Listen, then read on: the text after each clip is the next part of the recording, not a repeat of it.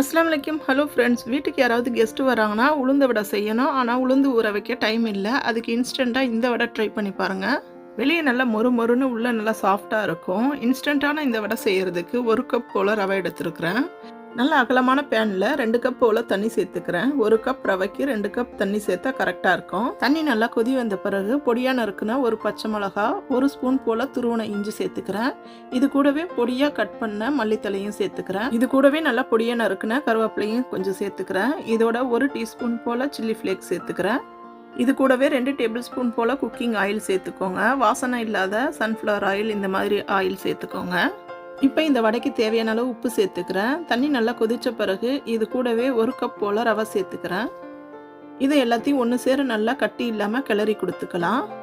ரவை சேர்த்த பிறகு கேஸை ஸ்லோவில் வச்சு நல்லா கட்டி இல்லாமல் ஒன்று சேர கிளறி கொடுக்கணும். ஈவினிங் ஸ்நாக்ஸாக ஸ்கூல் விட்டு வரவங்க குட்டீஸ்க்கு செஞ்சு கொடுத்து பாருங்கள். ரொம்பவே விரும்பி சாப்பிடுவாங்க. இந்த வடை கூட தொட்டு சாப்பிட டொமேட்டோ கெச்சப்போ இல்லை தேங்காய் சட்னியோ வச்சு சாப்பிட்டு பார்த்தா ரொம்பவே சூப்பராக இருக்கும். இப்போ நல்லா இந்த பதத்தில் கிளறின பிறகு ஸ்டவ் ஆஃப் பண்ணிடலாம். இப்போ இது நல்லா ஆறணும்.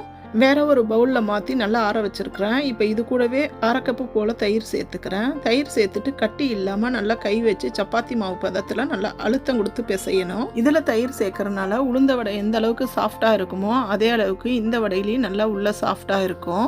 மாவு எல்லாத்தையும் நல்லா கட்டி இல்லாமல் ஒன்று சேர நல்லா அழுத்தம் கொடுத்து பிசையணும். அப்போ தான் நல்லா வடை சாஃப்டாக கிடைக்கும். மாவு கட்டி இல்லாமல் இருந்தால் தான் வடையாக சுட்டு எண்ணெயில் பொரிக்கும் போது அந்த வடை வெடிப்பு இல்லாமல் இருக்கும். அப்படி இல்லைன்னா வெடிப்பு மாதிரி வந்து ஒரு மாதிரி மாவு திரி திரியாக எண்ணெயில் போயிடும். நல்லா எந்த அளவுக்கு சாஃப்டாக பிசையணுமோ அந்த அளவுக்கு சாஃப்டாக பிசைங்க. இப்போ இந்த மாதிரி கையில் எடுத்தால் ஒட்டாமல் இருக்கணும். இப்போ தொட்டு பார்த்தா விரலில் ஒட்டலை பாருங்கள், இந்த மாதிரி இருக்கணும். இப்போ கையில் எண்ணெயோ தண்ணியோ தொட்டு கொஞ்சமாக மாவு எடுத்து வடை ஷேப்பில் நல்லா தட்டிக்கலாம்.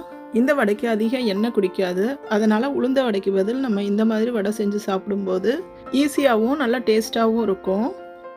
இந்த மாதிரி ரவுண்டாக ஷேப் பண்ணி ஓட்டை போட்டுக்கணும். இப்போ சூடான எண்ணெயில் நம்ம தட்டி வச்சுருக்கிற இந்த வடையை சேர்த்துக்கலாம். வடையை எண்ணெயில் சேர்த்த உடனே கரண்டியை வச்சு உடனே திருப்பாதீங்க. ஒரு 2 நிமிஷம் டைம் கொடுத்து திருப்பினா நல்லா அழகாக இந்த மாதிரி ஷேப்பாகவே கிடைக்கும். இதை பாருங்கள், இப்போ வடையை போட்ட உடனே நல்லா புசு புசுன்னு மேலே எலும்பி வந்திருக்கு பாருங்கள். உங்களுக்கு வடை செய்யணும் ஆனால் உளுந்து ஊற வச்சு மாவு அரைக்க டைம் இல்லை, அந்த மாதிரி இருக்கிற டைமில் இந்த மாதிரி இன்ஸ்டண்ட்டாக வடை செஞ்சு பாருங்கள். நல்லா ஈஸியாக வேலை முடிஞ்சிடும். அதே நேரத்தில் டேஸ்ட்டும் சூப்பராக இருக்கும். ஒரு 10 நிமிஷம் போல் நல்லா திருப்பி திருப்பி விட்டு வேக வச்சு எடுத்தால் இந்த மாதிரி கோல்டன் ப்ரௌன் கலரில் வரும். அந்த டைமில் எடுத்தால் போதும்.